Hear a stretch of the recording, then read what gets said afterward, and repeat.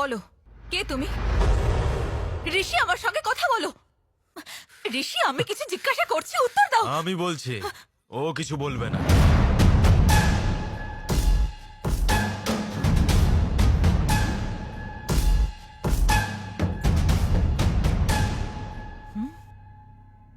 ঋষি কোনো আজে বাজে বংশের ছেলে নয়। ও আমাদের দেবতা জনার্দন বাবুর ছেলে।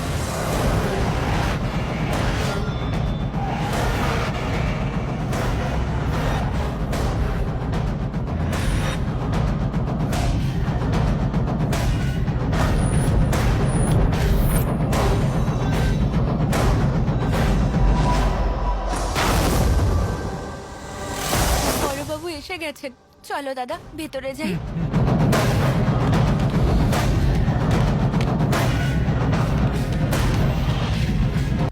যদি পুলিশ স্টেশনে তালা দিয়ে দেন আমাদের চাকরি চলে যাবে।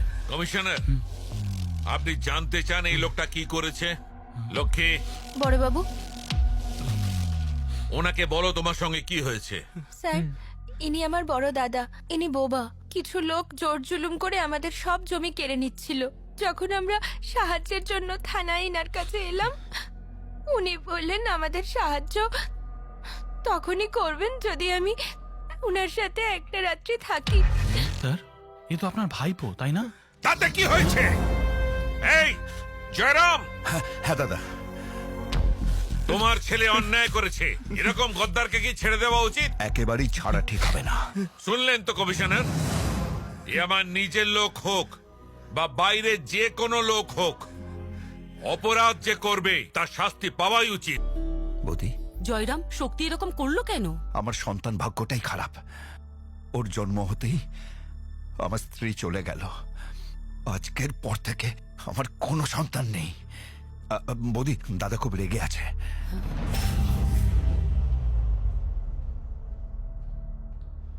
উমা, হ্যাঁ বলুন। বড়বাবুর জন্য চা নিয়ে এসো। হ্যাঁ। সুমিত্রা, আজ আমি চা খাবো না, আমি আমার ঘরে যাচ্ছি। আমাকে একটু একলা থাকতে দাও। শোনো, আমার কথাটা শুনে যাও। ঋষির ফোন এসেছিল একটু আগে। ঋষি? আমার ছেলে আমার থেকে একদম আলাদা। ওকে এই পরিবেশ থেকে দূরে রাখা হয়েছে। ও একজন নেহাতি ভালো মানুষ। আমি ওকে এই খুন খারাপির পরিবেশ থেকে দূরে রাখার জন্য ওর সমস্ত পড়াশোনা ব্যাঙ্গালোর থেকে করাচ্ছি। হ্যাঁ, এখন বলুন ওর কুষ্টিতে কি লেখা আছে? এই শম্ভু, এই কুষ্টিতে তুমি কি দেখতে পেলে? এটাই দেখলাম যে ও অনেক লোকজনকে ধরে পেটাচ্ছে, কত লোকজনের হাত পাও ভেঙে দিচ্ছে। I love you. I love you. এই ঋষি, I love you. আপনার ছেলে তুলনায় হয় না। আপনার ছেলে শুধু ছেলে নয়, একদম হিরে। এই হিরে খুঁজলেও পাওয়া যাবে না। শর্টে বললে মিস্টার পারফেক্ট। এ সবার মন জয় করবে। আপনার মুখ থেকে আমার ছেলের সম্পর্কে এইসব কথা শুনে মনটা আনন্দে ভরে গেল পণ্ডিত মশাই। রাজু, বলুন। এনাদের এমন পুরস্কার দে যাতে সারা জীবন ওরা ভুলতে না পারে। মিথ্যেটা বুঝে ফেললো নাকি? মনে হচ্ছে পিটুনি দিয়ে শ্মশান ঘাটে পাঠিয়ে দেবে। তোমার ফোন বাজছে, ফোন বাজছে। Why you shouting? মরে গেলাম। ড্যাডের ফোন, রক্ষা করো ভগবান, আজকে আমি মরেছি। হ্যাঁ বাবা বলো। তুই কাল আসছিস তো? হ্যাঁ আসবো তো। প্রত্যেকদিন মন্দিরে যাস তো? হ্যাঁ যাই তো, দিনে 2 বার। কপালে তিলক কাটিস তো? হ্যাঁ, এত বড় তিলক কাটি যে কপালটাই ভর্তি হয়ে যায়। শাস্ত্রীয় সঙ্গীত শিখছিস তো? হ্যাঁ, আমি খেতে বসতে শুতে পড়তে ওই সাধনাতেই মেতে আছি। কালকে আসবার সময় তো শাস্ত্রীয় সঙ্গীতের গুরুকেও সঙ্গে হ্যাঁ আনিস। নিয়ে আসবো। শাস্ত্রীয় সঙ্গীতের গুরুকে কেন নিয়ে যাব বাবা? রেওয়াজ করবার জন্যে।